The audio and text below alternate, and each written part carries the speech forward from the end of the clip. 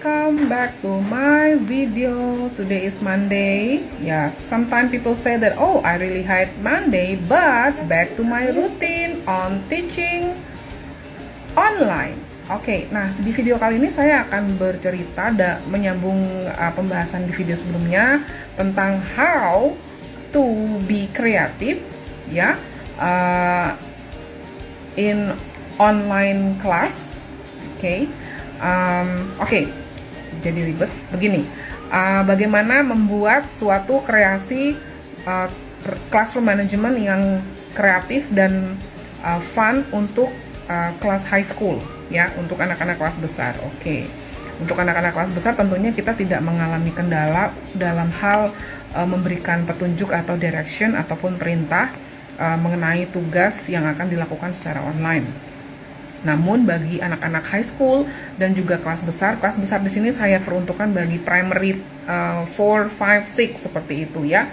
High schools, from junior high schools and also senior high school. So I can say that we need to be creative in terms of giving them a task that can be challenge them. Ya, jadi saya selalu memberikan video mengenai biografi tentang orang terkenal, ya, kemudian cerita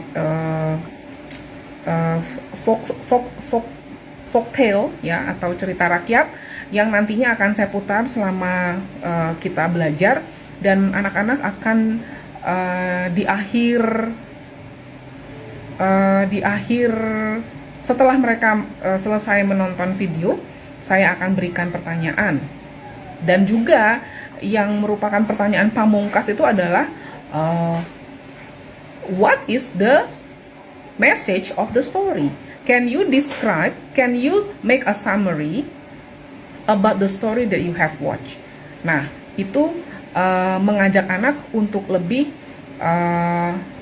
aktif dalam hal productive skill-nya, yaitu writing and speaking. Nah, intinya kita tidak boleh monoton, ya. Dalam 1 jam pelajaran 60 menit itu yang selalu saya lakukan adalah I keep on changing my screen.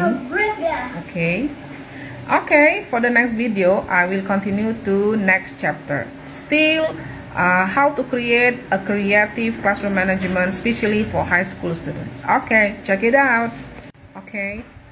So lanjutan dari video sebelumnya, pembahasan kita mengenai bagaimana menciptakan suasana belajar yang kreatif, interaktif, meskipun kita mengajar dan belajar lewat Zoom.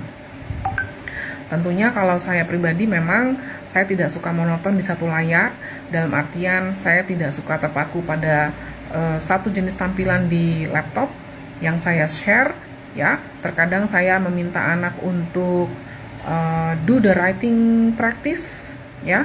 I give them topic and then they write, and then after that I change into listening, then they have to listen to the audio that I played, ya, and then later on I will ask them to speak, ya. Jadi intinya pembelajaran atau aktivitas pembelajaran yang kita berikan pada anak di satu hari dan di satu sesi pembelajaran itu sangat bervariasi, ya. Dan saya selalu sampaikan objektif pembelajaran hari ini.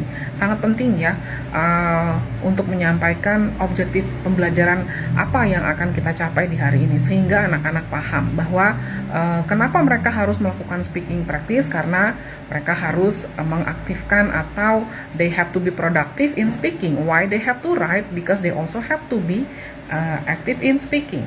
Nah, so that's the reason. Jadi menyampaikan alasan kepada anak, menyampaikan objektif kepada siswa itu adalah hal yang harus kita lakukan agar anak juga tahu apa yang mereka lakukan. Kenapa Bapak Ibu Guru memberikan saya pelajaran ini, kenapa Bapak Ibu Guru memberikan latihan ini, karena inilah tujuannya. Nah, itulah kira-kira. Sehingga jika kita menyampaikan tujuan yang ingin dicapai, anak akan paham. Dengan sendirinya mereka akan paham dan mereka tahu, oh iya tujuannya. Dan hasil akhirnya adalah anak-anak kita akan tahu untuk nantinya ke depan akan tercipta suatu anak-anak yang memiliki pola pikir bahwa apa yang saya lakukan itu